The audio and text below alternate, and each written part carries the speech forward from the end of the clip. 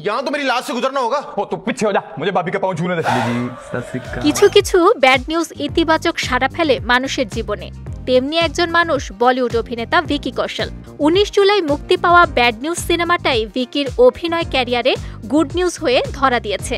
মুক্তির পর অর্থাৎ গত 5 দিনে ভিকি কৌশল ও তৃপ্তি দিমরি অভিনীত সিনেমাটি শুধু ভারতেই আয় করেছে 37 কোটি রুপি।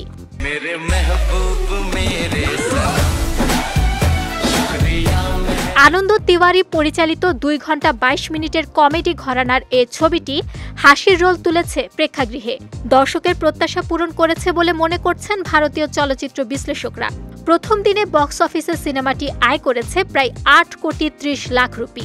দ্বিতীয়, তৃতীয়, চতুর্থ ও পঞ্চম দিনে ছবিটি আয় করেছে প্রায় 28.7 কোটি রুপি। এতদিন ভিকি কৌশলের ক্যারিয়ারে প্রথম দিন সবথেকে বেশি আয় করা সিনেমা ছিল উরি দ্য সার্জিক্যাল স্ট্রাইক। ছবিটি প্রথম দিন বক্স অফিসে আয় করেছিল 8 কোটি 20 লাখ। এবার সেটাকে টপকে গেছে 80 কোটি রুপি ব্যয়ে নির্মিত ব্যাড নিউজ।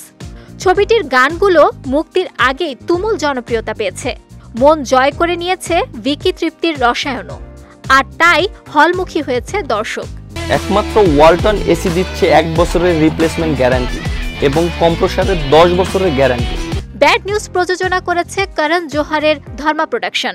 ব্যাড নিউজ সিনেমায় তুলে ধরা হয়েছে তৃপ্তি যমজ সন্তানের মা হতে চলেছেন, কিন্তু 2 সন্তানের বাবা আলাদা। চিকিৎসকের ভাষায় একে বলে হেটেরোপ্যাটার্নাল সুপারফিকেন্ডেশন।